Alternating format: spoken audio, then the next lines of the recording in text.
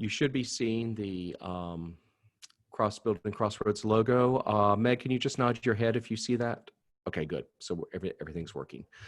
So welcome. This is our Building Crossroads town hall with our St. Peter's community so that we can share updates on what's going on with our building, because it's going up like a mushroom and many of us haven't even been downtown to see it, but work continues. And actually, if you were to drive by in the last few days, you'd see there are all kinds of pipes and culverts in the driveway because they're starting to do the drainage system that we were supposed to do. So lots of progress is taking place with Crossroads, and we look forward to sharing that with you. Let's begin with our Crossroads prayer. Let us pray. Almighty and eternal God, you declare your glory and show forth your handiwork in the heavens and in the earth. Guide us through Building Crossroads so that the work we do is done in faith, truth, and beauty. Help us to create a place of welcoming, a place of healing, a place of fellowship and celebration, a crossroads of all life in our community. For the sake of the one who came among us as one who serves, your Son, Jesus Christ, our Savior, who reigns with you and the Holy Spirit, one God, forever and ever. Amen.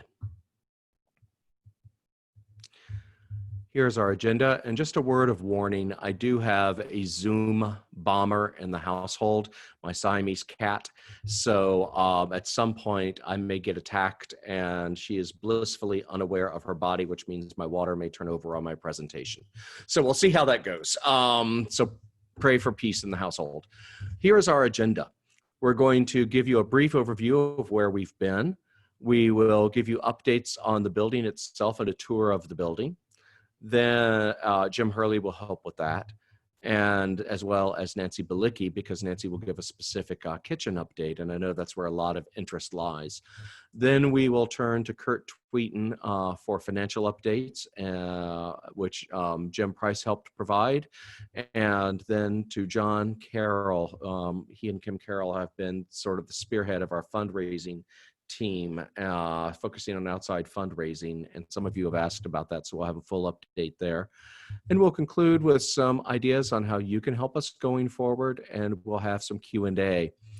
And as you see, the agenda says to drop your questions in chat. If you like, there is a chat button, and it's in a different place. I told you I was going to be Zoom bombed, and it's in a different place in everyone's screen, but if you look for a chat feature, you could type in questions. Meg will be noting those questions and bring them up at the end, or you could hold your question at the end and we'll call on you and let you ask it that way. So please don't feel your questions will be ignored, just whatever way works well for you. So this has been a long journey. For many of us, it seems like it has been forever since we started talking about Building Crossroads. We really started raising the question seriously 4 years ago, and we engaged Jeff Nauer. But the history of Building Crossroads actually goes back more than 20 years. In 1997, and we still have those files, we did usage surveys, need assessments, and readiness assessments to see if 1997 was the time to replace our existing parish house with something new, more functional, more modern, more accessible. The only problem with that was that while we decided we were ready to do that and needed to do it, we discovered the church itself was in dramatic need of shoring up and that the steeple had to be rebuilt. And this is just very quick shorthand. So we had to put forth all our energy into saving the historic church itself, which is now in wonderful condition thanks to that effort. And that was a massive effort. For those of you who joined after 2002 or so, you may not be aware of any of it. But the steeple itself had been taken down and completely rebuilt and reinstalled. All kinds of things happened. So that took a massive amount of congregational effort. So that was our first try in 1997. Then 10 years later, we did another assessment and said, yes, we still need to do this. We need to build Crossroads, although we were just then thinking of a new parish hall. And so a team of people engaged some architects out of Philadelphia who designed an amazing looking building that came back with a hefty $4.5 million price tag. And that was in 2007 dollars. And at that point, everybody just said, okay, let's put this on the shelf and move on to something else. So the dream never died, because good dreams never do. And we started talking about this after I came as rector in 2014. We started talking about it. 2016, we started talking about it more seriously, because we were going to need to put some money into the existing parish house. And the question is, are we going to put in good money after bad, or are we going to really address the issues at their core?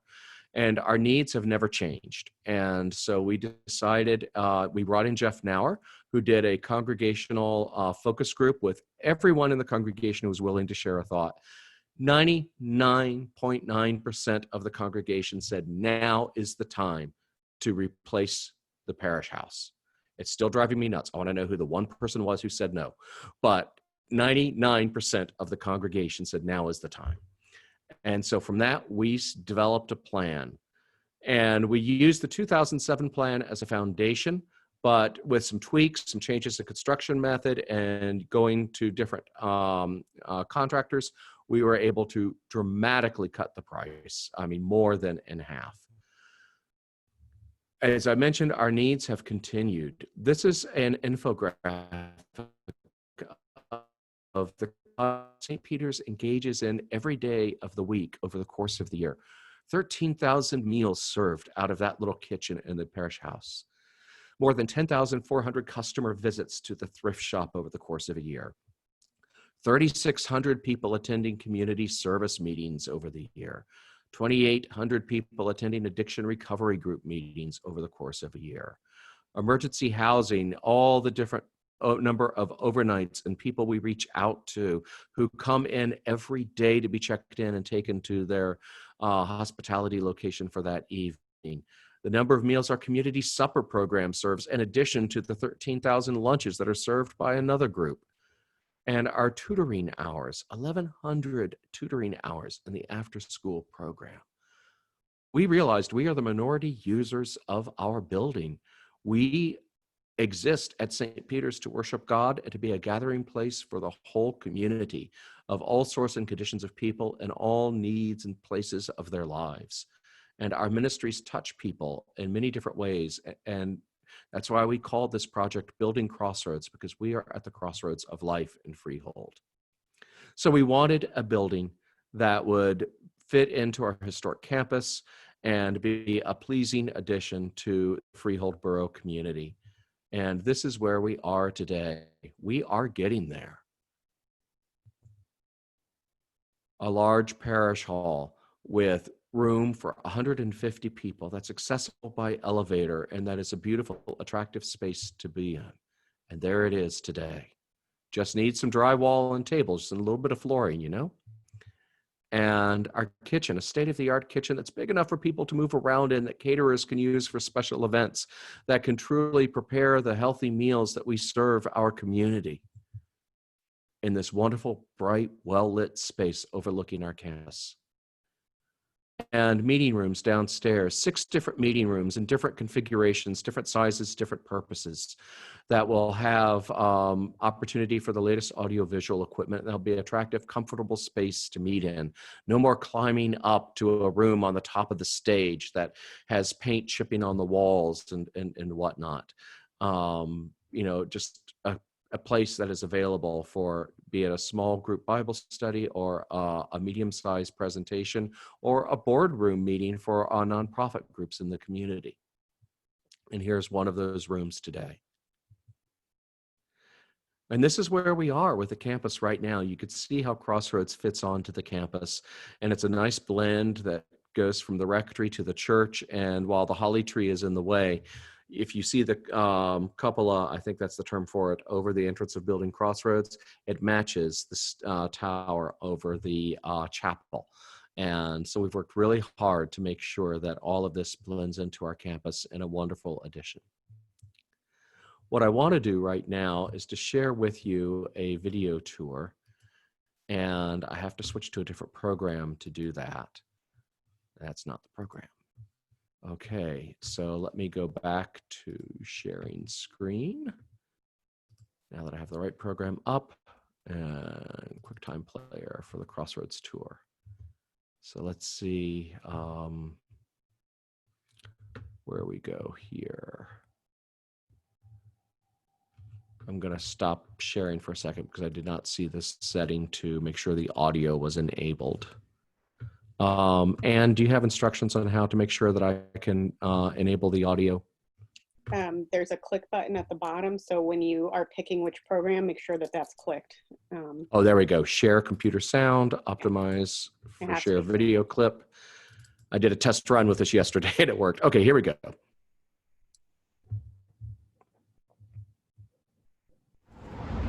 Crossroads at St. Peter's is designed to be a building not just for St. Peter's, but for all of Freehold. We are at the center of service in Freehold, literally in the heart of the historic district of Freehold Borough. Hundreds of people come through our property every day, most to benefit from the services that we offer, such as after-school tutoring, feeding programs, community education programs, cultural programs, and more. We are excited to be able to offer an attractive, handicapped accessible, and welcoming building for all who come our way. When guests enter Crossroads, they will be greeted by a bright, spacious lobby with digital signage describing each day's events and where to find their particular meeting, ministry, or service. And as we come around, we will enter into the first floor, which includes multi-purpose meeting rooms to serve various needs, as well as access to the second floor, which will have our parish hall and kitchen. And of great joy to everyone in our community, also an elevator that will reach all 3 levels. And now we're standing at the entrance of the hallway for the first floor, with restrooms for men and women on the right. And on the left will be a resource room, which will function as a library, as well as offer media equipment for small meetings that could be held digitally or small group Bible studies. Our Director of Christian Formation will supervise this room and make it a welcoming space with resources and information for the whole community. As we continue down the hallway, we will have 5 additional meeting rooms of varying sizes to meet different needs. Each room will be multi-purpose and can serve either children or adults. We have the first of our adjustable-sized rooms. This room will be dedicated for children and will be used by our after-school program and can be subdivided by soundproof barriers into 2 individual rooms or can be used as one larger room. So if you wish to have a larger space and then divide into 2 smaller spaces for varying needs, this room would be perfect for your use. And across the hallway, we have a room with the same concept, except this room will be dedicated for adult meetings. Both this room and the children's room will have state-of-the-art audiovisual equipment with an opportunity for PowerPoint projection as well as teleconferencing. St. Peter's doesn't feed just hearts and minds. We also feed bodies. Indeed, our food ministries are some of the most active ministries on our property, bringing as many as over 100 people through these doors every day. Our current facilities quickly grew outdated, cramped, and unusable for such numbers. So we're excited that the second floor of Crossroads will offer a large commercial kitchen and a much grander hall for people to gather in, either for feeding programs or for receptions and celebrations or for large-style conferences. As we come up the second steps, we see the second floor stop for the elevator and another hallway, which also will have digital signage that can be used to put up photos or information or run videos pertaining to that day's celebration or events. Restrooms for men and women are also on this level, so no one needs to go to another level for their needs. The first room on the left is our great pride and joy, a new, much larger, brighter commercial kitchen that will be well designed by a professional kitchen designer to meet our needs. As you could tell from the windows, the kitchen will be a bright, cheerful space that volunteers will enjoy working in. Food can be passed through to the larger meeting hall through this pass-through or carried out through a door that connects directly with the meeting hall. The hall includes a vaulted ceiling and will be able to hold 140 people at round tables scattered throughout the room. An auditorium style, the hall can hold even more people for conference-style presentations. Windows on each side look out either to the St. Peter's property or to the historic district in downtown Freehold. At the far end on the right, we see the back stairwell from the other end of the hall on the first floor, and on the left is a storage space that, unfortunately, we can't quite yet take the elevator to the first floor, so let's go down the steps on this end of the building and see what else we could find. We find that there is an actual basement, a full basement for Crossroads at St. Peter's. And more than that, there's also an elevator stop on the basement level. So if you have to store any items in the basement that are used on the first or second floor, you'll be able to get them up to your floors with great ease. We have also plumbed the basement with the idea that at a future point in time, we can create restrooms down here, as well as a laundry facility that can be used for those who are taking part in our emergency shelter program. The basement runs the full length of the building. And as you can see, the basement is bright, well lit, and a safe space to be. As we head back outside, we want to share with you just how much Building Crossroads means to us, to know that we will have a place that can continue to welcome Freehold area residents for many years to come. We're delighted to be able to be at the crossroads of life in Freehold and to serve so many people in our community. All are welcome here, and our ministry's desire to make sure that everybody is fed in body, mind, and spirit.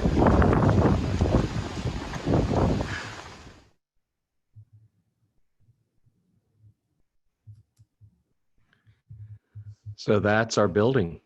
Let's continue with the presentation.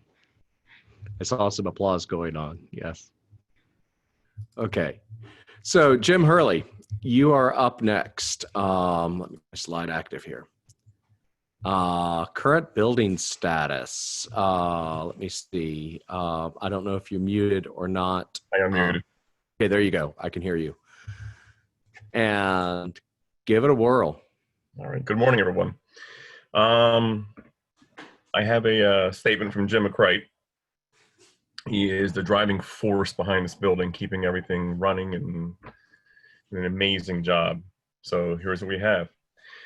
Crossroads update. In spite of COVID-related issues, St. Peter's, our contractors and construction manager, Dave Bosart, are continuing to make amazing progress inside and outside our Crossroads building.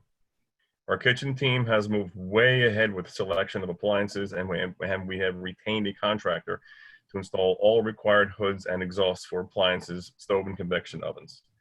He is also contracted to do the required fire suppression system and necessary ductwork. Another box checked and in progress.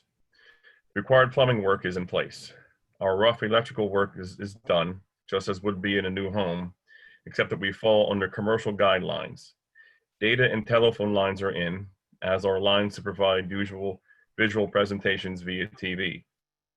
Negotiations are underway to finalize contract with flooring company for all the areas of the building. A sheetrock company has been selected, and they'll have to wait until our final plumbing inspection. After that, our insulation contractor begins to work. Sheetrock will be installed, and we move on to painting. Usually our lighting selections will be installed, most are already chosen after the finishing of the interior, bathrooms are completed, etc. Outside right now, we're backfilling and waiting for New Jersey pavers to install walkways. Same people who have done all of our paver work in the past. Our excavating company will coordinate with them to move things along properly through our construction manager. We haven't experienced significant delays. The weather has been on our side. Proper COVID recommendations are being observed on site. The building's secure at night. So when will it be finished? We expect to have the energy to the building by July 1st. but JCP&L controls that schedule because their work is backed up. We'll install the new pole required and keep going. I've spoken with our construction manager who sees electricity into the building by July. We already have a temp service set up, passing code and alarm inspections by that time. Best guess right now, fall 2020 or early 2021. A certificate of occupancy can't be issued until code enforcement officials in borough says we're good to go. Who knows, maybe we can get a one night day opening to celebrate on a temporary basis. Sincerely, Jim McCray. Thank you, Jim. We'll have, I know there are going to be questions on the building, so when we get to the Q&A, Jim will bring you back on to answer those questions, but thank you for sharing Mr. McCright's update. You're welcome. And while I know Jim Hurley gave a shout out to Jim McCright, I just have to say Jim Hurley is a huge asset in this as well, particularly with all his buddies at the construction division of the township and of the borough who give us cones and traffic adjustments as we need and everything. So thank you. So Nancy, I'd like to ask you to unmute yourself and start talking a little bit about the kitchen design with the information that you wanted to share. Okay, can you hear me? We can. Okay, good morning. So our beautiful kitchen. It's often said that the kitchen is the heart of the home, and so it makes sense that this should be true for the kitchen in our church home as well. It's been our goal it's been our goal that the many groups that prepare and serve food at Crossroads feel home here, that our kitchen is clean, safe, and well-equipped to enable them to serve their guests efficiently. We have consulted with many kitchen professionals, as well as those who currently use our kitchen to meet this goal. At this time, 90% of the kitchen has been ordered.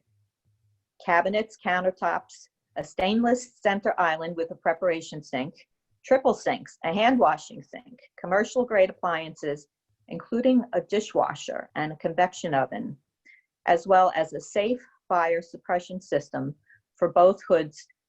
They're all waiting installation. We have chosen a beautiful slip-free floor tile, and all safety issues have been addressed, and the Board of Health has approved our plan. So we're really excited to see how everything will fit together, and we look forward to a time when we can all enjoy Crossroads together. The plan you're looking at is the view from the corner of the building where you can see the area where the pass-through into the meeting room. So you can see our triple sinks, the stainless island in the middle. In the corner there's a freezer, and those two little rooms, one is a janitor room that goes out into the hallway. The other one is a nice sized pantry that we can keep stuff in. And then the next slide is a view from the kitchen door, basically, to our beautiful ovens. We're gonna have some nice hoods. You can't see on the left-hand side is the convection oven. There will also be a hood over that. And if you have a question about the windows, some of the windows were a little bit low, so we had to move, adjust our cabinetry around them. But we feel that it will be a really efficient kitchen, and it will be beautiful as well. Thank you. Thank you, Nancy. And again, I know that since we're not taking Q&A until the end, some of you may have questions now. Just jot them down or put them in chat, and we'll make sure we capture them at the end. So what I want to do now is to turn over to Kurt Tweeten and Jim Price, who is going to be channeled through Kurt Tweeten since he's on a fishing trip, to give us a Crossroads financial snapshot. Kurt, can you take it away? Yes, good morning. Hopefully you can hear me okay. Thumbs up if you can. Yep. Great. Thanks for the time today. And yes, special thanks to Jim Price, our treasurer, who's had a steady hand on this project from the finances throughout Crossroads. And we wouldn't really have the progress today without Jim. And Jim, I hope you catch some good fish today. So moving on, we'll give you a view first of the budget. This is the current view. As anyone who's ever done budgeting for a project of this magnitude, you know, things change. When we threw our dartboard together back in 2017, 18, you know, we were aiming for about 2 million. We had about 1.9 with about, you know, 100K already spent for various fees and getting things started. So this is not bad. I mean, we're honing in at about 2.3 currently, which the average float is around a 7 to 10% a year as you begin to defer projects and get closer to launching costs. So from a budget standpoint, I would say it's pretty much, you know, as normal as what we could expect. And obviously the preponderance of the expenses in stage one and putting up the new building. And as that moves along, obviously you get closer in to your final target. In any of these projects, there's a fair amount of you know, upfront costs for engineering, for bank fees. We'll talk a little bit more about bank fees in general later. But during the construction loan period, you're paying interest, not principal. So that helps the cause here, but you know, that does ramp up. Stage two is in the light blue. So don't forget, after we build Crossroads, the old parish house needs to come down. We need to finish the work on the front and the grounds. And that is very much, again, high level estimate until we get into that. So that is the circle that we need to fill. On the next chart, we'll talk a little bit about the funds raised and funds needed in red.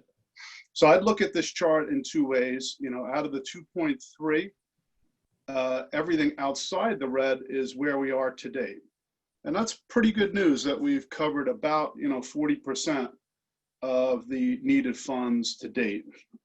In green, we've already had a very phenomenal success with our first phase of the capital campaign. You'll see that we've covered more than a quarter of the expenses at 622K. We have early seed funds for capital campaign phase 2 in light green, and that's a phenomenal start for this team. We have outside donations that will be an important component, and John Carroll will be talking about the team's effort there that we're raising. You know, right now, most of that is the funds that we receive from the Lutheran Church when they close down, you know, given their affinity to our mission and what they see as ongoing. So, you know, pretty good story. On the red side, here's where we are. We need to raise about 1.636 million on the remaining expenses.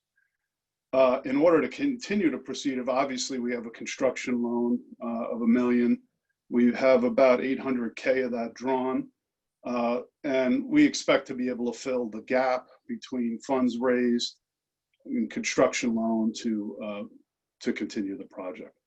So overall, pretty good shape. You know, work to be done on the red part, obviously. So next chart, just some messages really. Where, you know, first and foremost, a huge thank you to this congregation. Everyone's really made the capital campaign a success to date. The first phase, we've received 98% of the pledges, which Jeff Nauer will testify that is very, very healthy in terms of making sure money is committed, is coming in. We exceeded the original target of our budget for money in by 113%. We have, and we've covered, as I said, 27% of our budget needs to date. Next point. And you'll see the emphasis on outside fundraising. No question that's important. No question we had that in mind and scope all along. But it is difficult to, you know, pin down what can you expect, what cash flow will you have in any given time. And we'll talk about those efforts. So I mentioned that we're off to a great start. We have not officially commenced any future phases of the capital campaign. In general, you want to do this with an approach where you do have some seed funding. And we are well beyond where we started in phase 1 with our seed funding. So we're really hoping that we can exceed the success we had in phase one with the future phases of the capital campaign. Kurt, I'm just going to jump in and say that that slide is incorrect. We now have $230,000 in seed funds. Real-time update. We just received a contribution this morning, and Excellent. our notice that it's in the works, and will soon come in. Part contribution, part pledge. So we are definitely in a forward momentum. So I just wanted to give you that good news. That is excellent news. Thank you, Dirk. Absolutely. Yep. So Kurt talked about outside fundraising, and the point team for that have been John and Kim Carroll, and I just hope I'm an effective secretary to their efforts because they have done an amazing job at getting things going. Oh, Kurt, I cut you off, so go on with the rest of your slides. Oh yeah, just real point very quickly. If we have a goal in terms of our fundraising, we should really try to align to the loan conversion date. We'll go from a construction loan to a normal mortgage, if you will, in August of 2022. And principal interest on a conventional mortgage of this size, about $75,000 a year. So, obviously we're going to do as much as we can as a congregation with inside and outside funds to see where we can go before that date. Okay. Thank you.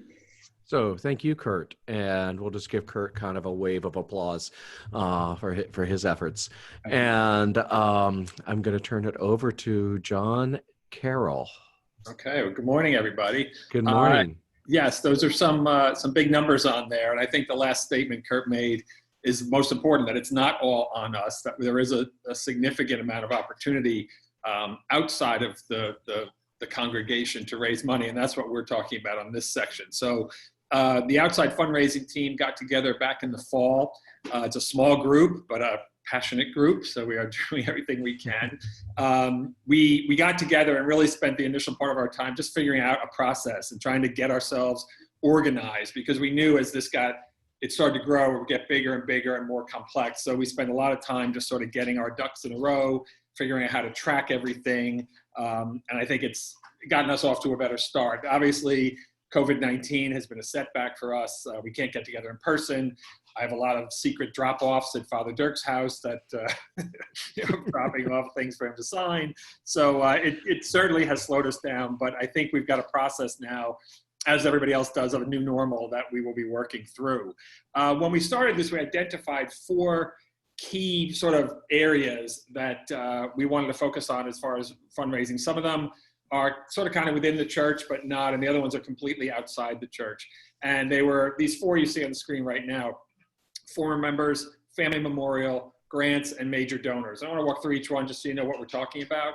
And we have developed a framework around all of these. Former members is very simple. It's sort of identifying with people who used to be part of the church, who were active, who may still very much be interested in what's going on and may be willing to donate to see the new building come to completion. So we have a sort of a working group, if you will, on how we're going to do that. The family memorial is an idea where we're looking to raise a $25,000 amount to memorialize a person or a family that's been very active in the church, represents the values of St. Peter's. We have a list of families and people that we feel fit this criteria that, again, will be, we've talked to a few of the family members as kind of point people on these, but we haven't really launched that yet. Grants is what they are. They're very formal application process to organizations or foundations that donate to churches, or more broadly to social needs providers that provide the things that we are looking to do in terms of feeding the hungry, housing the homeless, educating children. So that's another thing. We've got a large number, and I'll talk in detail about that. Then the last one was major donors. So this is more, little less formal, identifying specific people or firms that we feel could donate in a meaningful way, that have connections in some way to either the church or to Freehold or to Monmouth County. So again, these are, more of a grassroots effort, identifying people, coming through people we know, and looking to see what we could do. And we have a process there for getting packets and letters out to them. So when we talked about these, and we really realized the place we're going to get the largest amount of money, but will also take the longest time, was the grants and the major donors. So I want to spend a couple of minutes talking about that. because of where we are. So I do want to give a shout out to Jen Layton, who I don't think is on the call today. Jen has done a tremendous amount of work. It started a long time ago in gathering and filtering a list of workable organizations. She has identified first, second, third tier prospects, and she drafted letters for us. She did this completely on her own for the most part. I know Lucinda helped her as well early on. We were able to finally get involved in this and give Jen some help. We took it on, we got the letters finalized, we sort of, got the kits that we wanted finalized for them, and we have sent out 6 of these targeted mailings. So we are getting the second round ready and trying to figure out a process. So again, this is where Corona has sort of gotten in the way of being able to really sit down and think together in terms of determining a follow-up process for round 1, but that's where we're at in terms of that setup. We could use help here. Again, just putting out feelers if anybody wants to help. Lucinda jumped in. Lucinda is now 3,000 miles away. It's a little bit different. But I think that we could use help, especially when we get into the more formal grant writing. Right now, we're starting off with relatively low-hanging fruit, as Jen referred to it, where it's just a letter and maybe a tax form. But as we get more formal, we will have formal applications to do, and we could probably use some help in that area. Dirk, next page. In terms of major donors, again, these are people we said that are individuals or firms in the area that we know are charitably inclined, that we think might have interest in helping us and supporting the work that we do. We have 13 of these letters and kits out right now. We have another 7 ready to go. I dropped 5 off with Dirk yesterday. So we have this up and running. It is an ongoing effort. We will continuously be pumping these out and looking for people, looking for things in the news, reading things in the Asbury Park Press of who's donating where. I think the good news is there's a ton of money in Monmouth County and there's a ton of people who provide it. The challenge right now is a lot of that is going to COVID-related organizations or charities. We certainly, I think once this settles down, can talk about, and we mentioned it in our letters, of how the COVID impact is on what we've done and how we're seeing so many more people in need. So I think that can help us going forward, but right now I think it's a little bit tough. And again, when you think about this, this is one in which everybody can help us. Think about who you know. Think about people you've seen or people you come across, right? Businesses that you frequent and think, hey, these people, pretty successful business. They might be, you might know they're charitably inclined. We need help coming up with names. And the thing that I think is a good way of thinking about this is looking for people who have a track record of giving meaningfully to causes, they're charitably inclined, people who are concerned with their neighbors and friends in need. Again, we're looking for more local interest here, right? We're not, the American Cancer Society. We are a local organization looking for people who have interest in what's going on. There's a tremendous amount of effort that takes place in Eastern Monmouth County. We're trying to get some of that attention over to Western Monmouth County where we are. So I think that is where we could really use everybody's help on this. Finally, I don't think I have any more slides, Dirk, but one last point I wanted to make was around social media. A number of people have been asking about what are we doing around social media. We have discussed it. We've discussed it at length. We have a lot of ideas. This is absolutely an area in which the resources have been stretched, right? Given everything that everybody's lives have been upturned with COVID, it's just not something we've been able to focus on. If somebody has an interest in doing social media or has experience, would be even better, because none of us do. That would be very helpful. So again, if you have any interest in that, let Father Dirk know, let a member of the committee know, which is Kim and I, it's Megan Kurt, it's Lynn Stokes, and then Susan Story, Mark Willis, Candy Cooper are all involved in their warden or former warden roles, but they're very active. So there's a number of people you can reach out to if you have ideas or are willing to help in that area.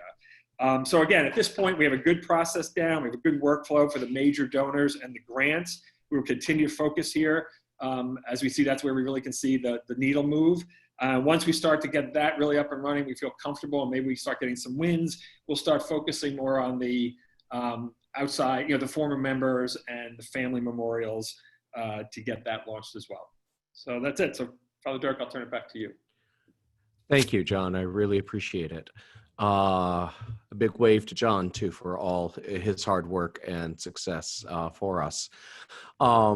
We are going to conclude the formal presentations with Jeff Nauer, our consultant from Kirby Smith Associates. And I apologize, Jeff, for misspelling your company's name. There should be no E in Kirby.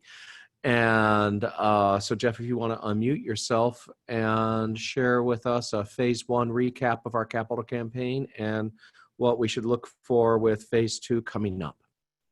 Good afternoon, everyone. I'm glad to be serving St. Peter's once again. Hopefully we'll be able to see each other face to face in person eventually, and I'm sure that's coming in the rather near future. You may remember that the capital campaign includes 2 phases of commitments, each lasting over a 3-year period. That was always our plan, and we're just about halfway through that period of years. Recapping campaign phase 1, which is drawing to a close in the next couple of months, we set a stretch goal of $550,000 based on feasibility study results that I conducted with the congregation. We came up with about 520,000 was what we felt was the maximum we could expect, but by faith we set it a little bit higher at 550,000. Well, the congregation responded to that goal with gifts of $610,000 received to date. This level of success is experienced by about 25% of the churches that we serve. So that gives you an idea of exactly how successful your congregation has responded to phase 1 of the campaign. As we look forward to campaign phase 2, which will get fully underway towards the end of this summer, phase 2 will involve another giving period extending up to 3 years. And what that means that you can time your gifts over a 3-year period if you wish.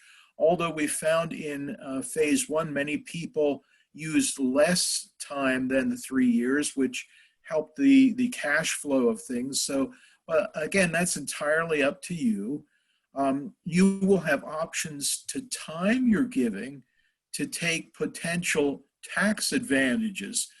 For example, some people will give their first year commitment at the beginning of a year and their second at the end of a year so that they can put both of those years of contributions into one tax year. And we'll talk about that a lot more as details come out. Also, options for giving. You may remember some people use cash. Some may directly transfer shares of stock. And some people liquidate other non-cash items or assets. Some of the churches I'm working with, due to the economy right now, they have we've liquidated a lot of gold and silver items, which have gone way up in value. And that has been a tremendous boom to some campaigns. Also, for those who are age 70 and a half or more, they're making direct transfers from their IRA. And again, these things have tax advantages in many cases, but details of all of these options and choices will be forthcoming as we get to the rollout of campaign phase 2. The most exciting news you've already heard is that 230,000 now has already been committed to phase 2, which is a tremendous start, way ahead of where you were in phase 1. So that certainly behooves us to set that goal higher than phase 1, which will take a tremendous chunk of the remaining balance off the plate. We look forward to another successful phase, and that moves towards the completion of Crossroads, moving it ever closer. So again, I look forward to working with you and see how St. Peter's again rises to the occasion. Father Dirk, back to you. Jeff, thank you so much. So As we conclude, we have some specific asks because we are building Crossroads together. The one ask that is not on here, that is really the first ask, is please continue praying for Crossroads. I cannot tell you how much prayer has made this process go as smoothly and amazingly as it has. There have been times when we have reached a point where we're like, we're not sure we could take that next step. Do we have what it takes? And we just start asking, start seeking, and boom, the Lord seems to open the way for us. So please continue to pray for Crossroads, and also pray for the people who are building Crossroads quite literally, that for their health and their safety and their well-being in this time. And we've not had on-the-job injuries. We've not had anybody get sick. Everything has gone exceedingly well there. So please continue to pray. Specifically, as John and Kim Carroll spoke of, if you have any leads to additional outside donors, please let us know. We have kits that we could send to them. All we need is to know a little bit about them so that we could shape our outreach according to what they're interested in. And if you happen to know them or to be connected with them in some way, or maybe know of a connection to St. Peter's they had at a certain time. It's amazing how many people have been connected to St. Peter's. And as we've sat around and surfaced names like, oh yeah, they sent their son here. Or, yes, she used to sing in the choir, those kinds of things. So any connections you may have or thoughts you may have of someone to approach as an outside donor, please let us know. Publicity and social media, John touched on that, and I'm really glad that he did. This is a big help for us. We did a small little foray into GoFundMe just to see how well it would go, and we did get some contributions through it, but the way we used GoFundMe was probably not the most efficient way. And so people who are willing to dive into crowdsourced funding and to help us in that regard, to set things up and promote and whatnot. And then also just to help us with publicity, writing press release updates for local news media, getting the kinds of pictures about life at St. Peter's and Building Crossroads that can help tell our story about why this is so important. An example is that I just happened to be in the Broad Street parking lot on a Tuesday when people were lining up for Open Door. Open Door usually sees 30, 40 people a day. They're now seeing close to 200 a day. And that line went from behind the Keith building all the way down the Broad Street parking lot, all the way to Court Street. And so, a picture of that, I quickly pulled out my camera and took a picture of people's feet lined up on a stand here with their shopping cart thing, just as a way to tell the story of the need that is in this borough and the kinds of things that at St. Peter's that we seek to address. And also people who want to help wade through the formal process of grant writing with applications and whatnot. That's another area where we can use some help. Some of this work is labor intensive and we're all volunteers, and so we're doing the best that we can, but there's always room for more people to be able to join us in this. If you can help us in this way and you know how to reach out to John and Kim or to anybody else, reach out directly or reach out to me and I'll put you in touch with the right team leaders. And so there's my email address. And I think if you all are on here, you know how to reach me. So that just say, yes, I want to do this, or I have information I want to pass on to, and I'll make sure you get in touch with the right people. So that is our ask. So it is now time for us to shut up. Excuse me, Mom told me to never be so rude. It's now for us to be quiet and to listen to what is on the minds of our community. So I'm going to stop sharing so that we could see each other's faces, and we could also see what's going on in chat. Hopefully Meg has been in charge of that. There are two ways that you can ask a question. You could put it into chat and we will try to capture that. Or you can, I believe if you go by your name, hover over your name, there should be dots. No, that's not how you could do it. Meg, I don't know how to tell people to raise their hand. Do you know how to tell people to raise their hand? I think we're trying to figure out how. It's in the participants okay. list, and you can, at the top, there's a wave you could do if you feel social, or you can do a hand raise. Got you. Okay, so we will try to make sure that we don't miss anything. And those of you who are Zoom experts, you may know some of it as well. Linda Brasati got stuck in the waiting room, so I'm letting her join. Okay. So there were a couple of questions in the Yes. chat that Kurt wanted to be able to respond to Okay. around fundraising ideas and also amounts for donations, etc. So I'm going to let. Okay, Kurt, do you want to come on board? Okay, with yes. this? Thanks, Meg. So we had a couple of questions. You know, the seed donor, which I believe, Kathy, I answered. If not, we'll come back to it. But then, you know, in essence, you always start a campaign with some very small segment of those that feel before the campaign they can commit. It's a known practice, a best practice to always make sure that you have momentum into a campaign. And those that want to contribute even before the launch of it, it's very helpful to do that. So Jeff really helped us in that process and thinking about that construct. The question I did want to answer, it was a great dialogue, is, you know, what's a major donor? What are the levels? And I'll answer this in a couple of ways. The one I love to say is I remember Father Gideon saying, you give until you feel a little pinch, right? We don't have a formal definition, right? It's a very personal decision for everyone. I will say that the fundraising team has a number of different materials out there. This is one, for example, that we send to outside donors. We talked about the kits that we write to those. And we're writing personal letters to outside potential donors.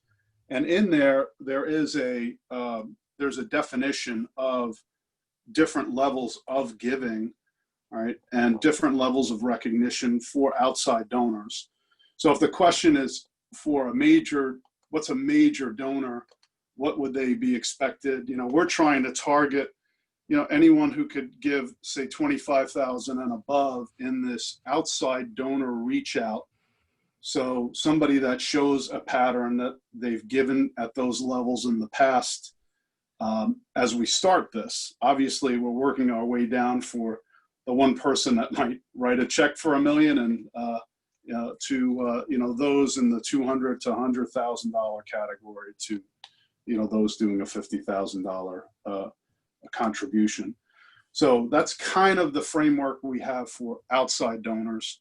And obviously within our congregation, you know, folks give what they can. So Father Dirk, I don't know if you have anything to add to that.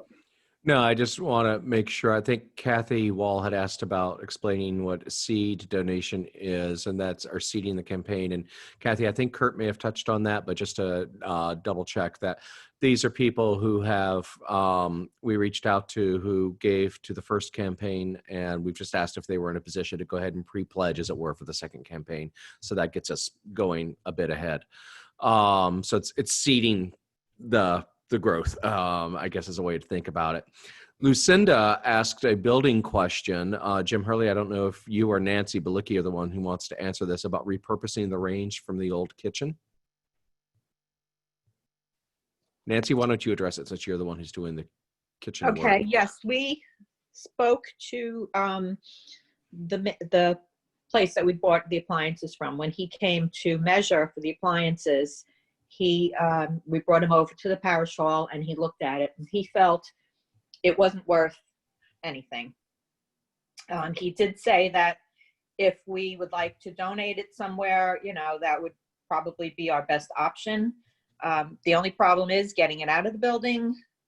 I think that if we find someone who would like it, they're welcome to it, but they will have to come and dismantle it. I believe it went in pieces. And so it would probably have to go out in pieces also. Okay. Deb Terry Smith asked a question about reaching out to Episcopal churches within the state. We learned that in 1997 when we did our last big fundraising campaign. Is there any thought to do that this time? This is a little different, Deb, but the answer is yes. but we have to take a slightly different approach. And that is, we're not really asking to save an existing historic church, but to build something new. So, it's how you frame it. I have had conversations with a couple of rectors of a couple of very well-heeled congregations and said, do you have people in your congregation whom we should talk to? And they've given us some leads, and we've done some initial outreach. And I'm not going to name names or even congregation names right now, but if you could think of a church that's on the river dedicated to a saint who slew a dragon, you probably can think of what church I'm thinking of. And I also have a friend who, yes, you found the applause button. I also have a very good friend of mine her parish has a huge endowment, and there's actually a group called the Consortium of Endowed Episcopal Parishes, SEEP. They had to change their acronym because it used to be CREEP, and they realized that wasn't going to work very well for them. But anyway, they meet annually, and I'm going to ask her if she's aware of congregations in SEEP that are well endowed, that do have a history of donating to outside causes. And, one example of that is actually Trinity Wall Street. But Trinity is so well endowed to the tune of several $billion that they actually reserve their funds for like major overseas poverty relief initiatives. But so we're looking for some place that's a little larger than us and a little smaller than Trinity. And if you happen to know of any congregations that we should be reaching out to, and we will be reaching out to also our ministry partners in the area, Colts Neck Reformed Church has been very generous supporter of our community supper program. And so they may have some people who are, would like to really help, bring some of this to fruition as well. So those are examples, I think, Deb, that might answer your question. A couple of suggestions came up. Catherine Esposito mentioned that homelessness is going to become a bigger issue because of COVID-19. So looking through the grants to see about grants that focus on that might be their moment. And Karen Barnes, I think Kurt answered your question about major donations. But Karen, you also had a suggestion about engraved pavers. I don't know, Susan Jane or Jim Hurley, do you want to talk about engraved pavers, what might be involved with that? If there's anything, I think that might be an initiative where if we do that, somebody has to take that on and make it happen. Susan Jane, I'll let you go. Hi, good morning. That was definitely something that was on the forefront of our discussion early on, and it will be a consideration once the building is in place so that we can properly lay them in the right place. And so we will be coming back to you with that, yes.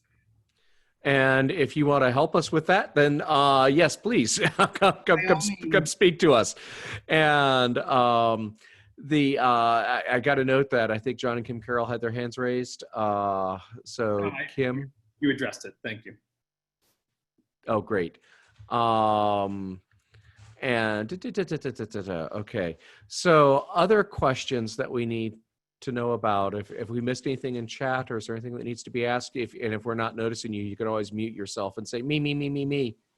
There was a question about how we intend to represent the family memorial donations, and that is not something we're currently working on. I don't think we've settled on anything in terms of a specific representation, but they're definitely that we're looking for the family memorials to target someone within each family who is going to be the spearhead for that family member, and raise some funds around a memorial for their family member. So, but we definitely will be including some sort of representation for that as we go forward. We haven't settled on anything yet, but we are starting to look at a couple of artists and some ideas around some things that way. Okay. So any other questions? If you Mrs. Hurley has a question. Oh, Fran. Well, yeah, I was very impressed with the interior of the building and the spaces there are. Is there any consideration for coats in a secure place, not right in the entrance, since we had them stolen that way once before? Just any place being considered, but I don't know where. Oh, there's James Hurley. Maybe he knows. Jim, do you want to answer your mother's question? Should have asked him. I should have called him. No, this is a great way to deflect. Gets me off the hook. Oh, great. I don't know. And I mean, I know we have there's that storage closet on the one end of the Great Hall. I don't know any specifics as far as storage of coats, or I don't know. I think we need to think about that, because that always raises its head when you have 100 people in a room and they have 100 coats. It's a little difficult to work around the room if they're all on the back of their chairs. Yeah. Well, fortunately, we'll have more space where that is actually doable. But by the same token, your point is still real. I mean, if it's like a fancy event, there's no, I mean, a great fundraiser for the youth group would be to like take over one of the meeting rooms downstairs as a coat check room for us, for when we have special events. But it's the casual, like Sunday, like fellowship hours and stuff that we'll have to think that through. And so that's a very good point. Thank you. And I have another building question. Please. Of course, it's a building question. Of course. You said that there is a rough plumbing in the cellar, in the basement, and I wondered if there's any consideration for showers in that. Oh, I didn't even say that, did I? We talked about that a long time ago. Yeah. It's plumbed for showers. All we need is a major donor willing to pay for it. Oh, you need a shower of money then. Okay. Yes, exactly. Okay. So let me just, Jim, why don't you, since you're so heavily involved with EHAP, why don't you talk about the basement plumbing and what the expectation is there? Well, no, because right now the guest house of worship that the EHAP clients go to is only, I think, one location now with a shower. So hopefully down Andy's the road. saying two, but yeah. Okay, it could be, yeah. And so we get another location for a shower for them. I mean, you tell them we're going to potentially have a shower down the road, their eyes light up. They're just because there's no place for them to really shower and get cleaned up. And I think we're set up for like you said, as a washer dryer down there, another place to do their laundry, and a bathroom, and it's just going to be a wonderful location for them. But the trick for that is we did not budget for that in this go round because we wanted to make sure we could get the building built. Yes. But this is the kind of project where a major donor could come in and make a huge difference, or grants especially can make a huge difference, because that is specifically to serve the homeless. And it's not just a matter of putting in a shower and a bath. I mean, it means the basement has to then become finished, because it's raw flooring. So it'll need like full flooring, walls, sheetrock, and all that sort of stuff. So it's not just raising, $15,000 to put in a shower and toilet. It's like we need to finish off that space. So there is, again, there's an opportunity that's there. And as Deacon Catherine mentioned, that could be more challenging for the whole community down the road as people face eviction risks and everything else related to COVID. I have another question. I have a question about the homeless stuff. Yes. Which space would be used for them for when we provide the overnight accommodation? That's still being worked out. Okay. We have some thoughts, and I think it'd be premature to say one or the other, but the team is working through thoughts on that. Okay. So let me just put the other thing I wanted to mention, if somebody starts writing grants and the grant calls for the historical stuff about the church, that already exists in grant format, in 2 grant applications. So all you have to do is say, okay, where would the application be? And okay. you get that. And we definitely know where those files are, so thank you for that. Karen did ask if it's a little too late to add a little coat room. And Karen, I think at this point, the floor plan is locked, but that doesn't mean that down the road we can't figure out some things. I think we're at a point where we're committed to what we've got. We got to move in, and we got to figure out how to make it work for us. But flexibility for everything has been the key, and so that doesn't mean that won't make an appearance. A solution won't make appearance. So there we are. I think there are a couple of comments that we're getting into granular on coat checks that we could just sort of take those offline. And actually, though, I am going to make sure that I save the chat so that we don't lose any of these comments down the road. Are there any other questions about anything related to the building or to the campaign fundraising or anything? I mean, we couldn't have possibly satisfied everybody's curiosity about even the kitchen or the parish hall.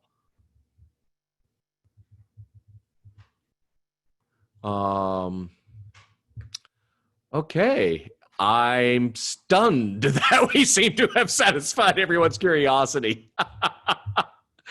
Does funding already include tables and chairs? No. That is going to be an opportunity for St. Peter's to create a wish list that people can make contributions towards.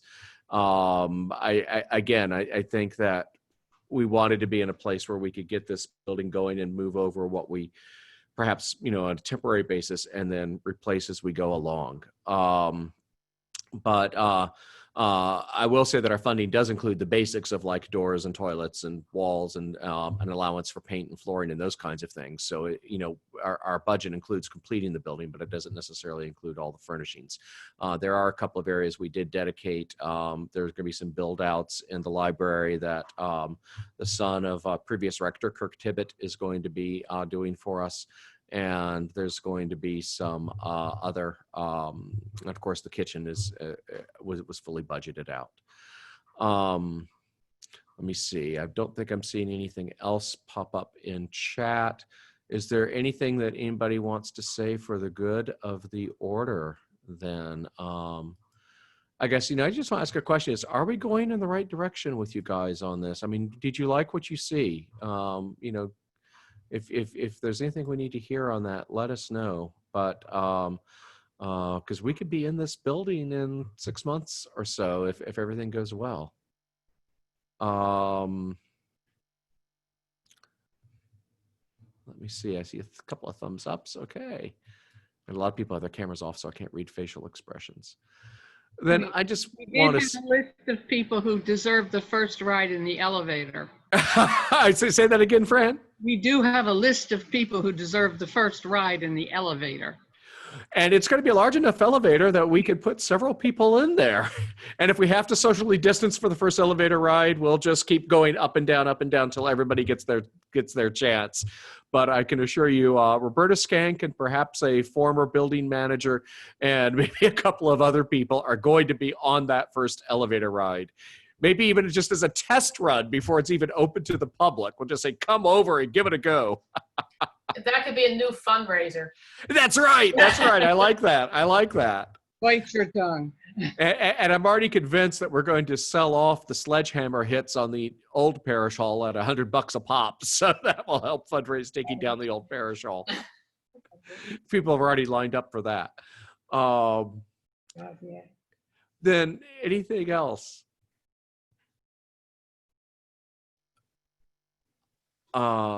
Buy your elevator ticket, yes. So I want to say, I want to say, I thank you so much for gathering with us as a community. And I think now that we know how to do Zoom a bit, or we're learning how to do Zoom, I'm going to work on scheduling a Zoom town hall, a Zoom fellowship hour that we could just like take 15, 20 minutes in after worship. So with that, and I know that people are getting, can Kurt give one final ask? Oh, that was supposed to be a private question in chat.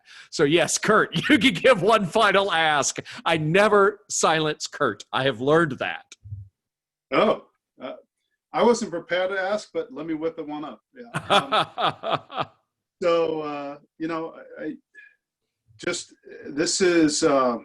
This is a time, and we're emphasizing, and I saw a couple of comments about where we are in the pandemic. I mean, this is an opportunity to have a dialogue with so many different people about what we do. The lines for just getting a basic meal, and that story, Dirk, that's what this is all about. And if you think about it, we really don't have we couldn't be launching this at a better time to help.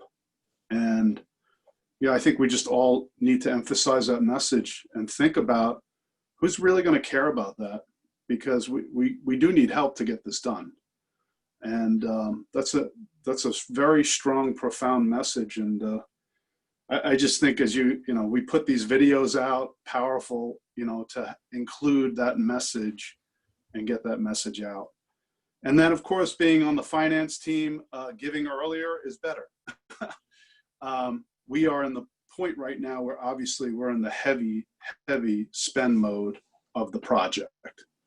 And knowing that we have, funds in hand to keep our work moving is helpful. So give early, give often, I guess is the message. Thank you. And, we do have a small but mighty team, as John said, for fundraising. We could always use more help for outside fund, but in many ways you can't count on that, right? You have to look inside your congregation to get some things done.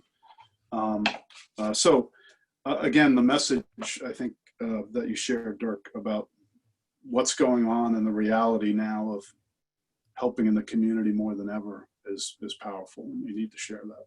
Thank you.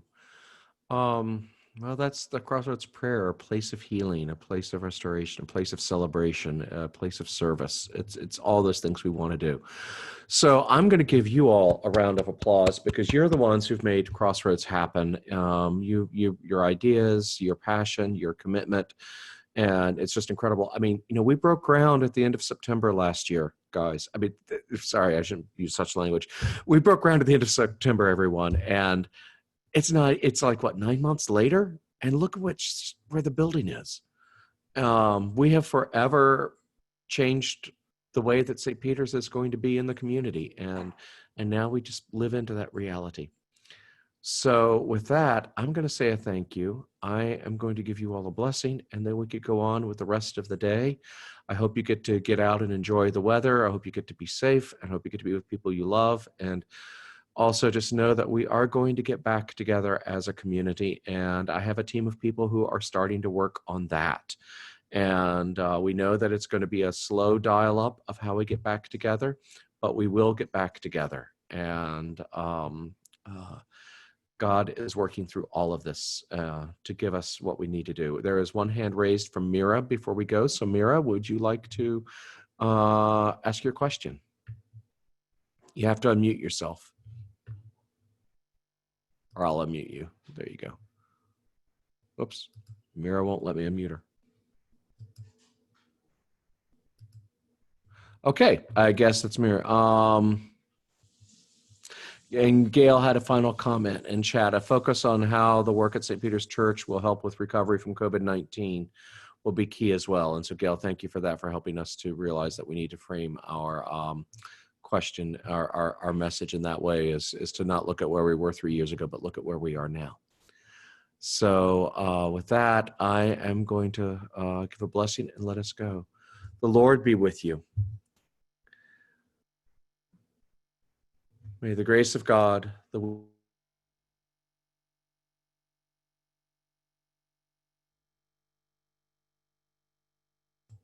Somebody muted me.